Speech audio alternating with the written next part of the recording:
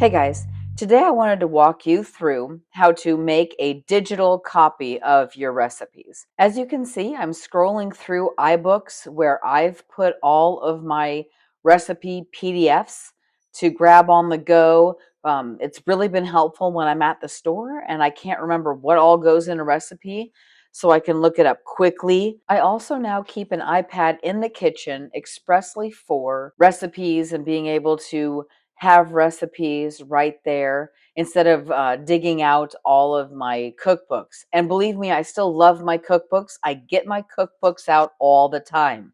But there is something to be said for having recipes on hand to either gift somebody or look things up when you're at the store. The first thing you want to do is find someplace on your computer where you want to store your recipes and create a folder that says recipes. All right, now let's go grab a recipe from a website. I chose Betty Crocker. It's an easy one to locate, and I'm going to look up beef stroganoff. Specifically, I want the slow cooker beef stroganoff. Choose whichever recipe you are looking for. You'll scroll down and locate a print button. That's the button we want to find. It's always someplace different, so you might have to hunt around a little bit for the print button.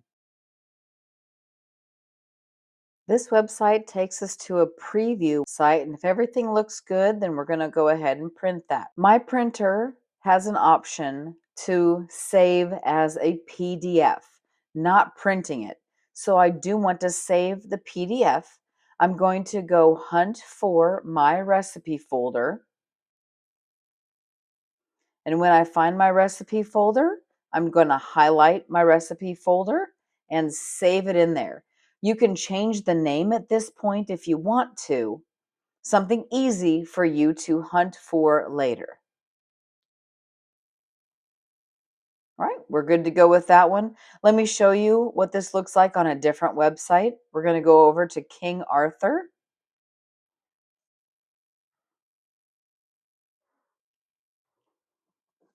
We're going to search up tender white cake. It's my favorite white cake recipe. There's our print button. And here with King Arthur, you have all these options. You can have the photo, not have the photo, add the tips, or not have the little preview text. When the recipe looks the way you want it to, again, we're going to print, but choose the option to save a PDF. You can rename it however you want to so that it's easy for you to locate in your files and save that.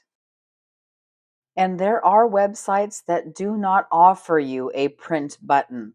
There are websites like Taste of Home that do not offer the print because they want you to come back again and again to grab the recipe off their website. It drives up their visitor numbers, so I understand why they do it. But for our purposes, we're going to find a recipe and I'll show you how to save a recipe from a website like this. So we want to make this creamy Tuscan chicken soup, and as we scroll through, we see there is no print button at all. You could try doing Command or Control P and try to print off the whole page into your recipe PDFs, but you'll see that a website like Taste of Home has all this junk attached to it.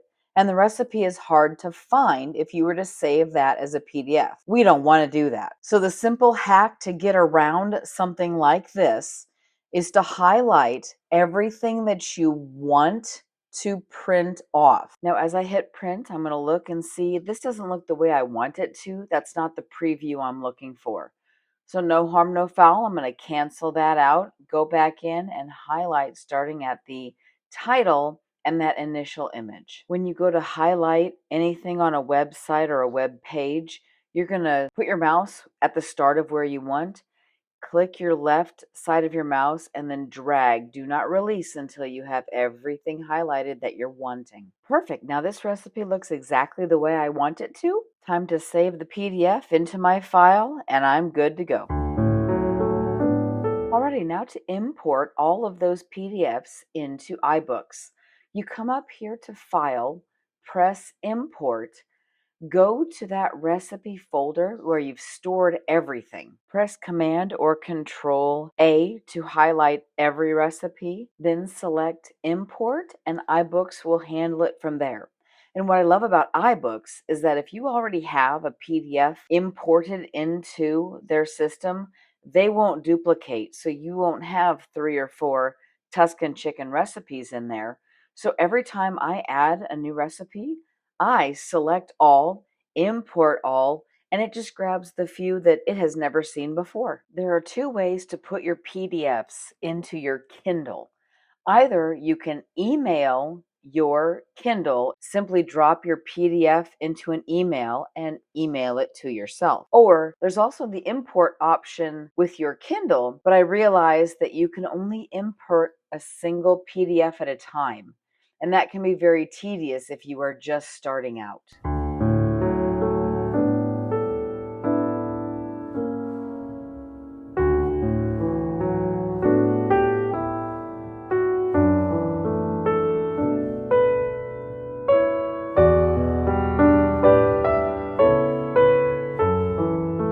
If you're looking for an app that will keep your recipes across many devices and organize it for you and easily searchable and you can grab recipes offline, then I recommend AnyList.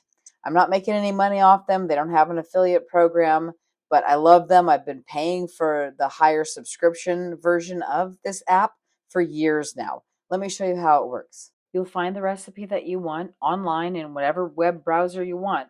And then you're going to look for the share button, depending on which browser you're using on your phone. It can be at the top, it can be at the bottom. And then you'll scroll down to AnyList recipe import.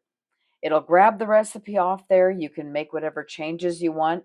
I have collections for all kinds of things to put recipes in and organize them. And it's as simple as that. Then you can search for them, go find the recipes that you want.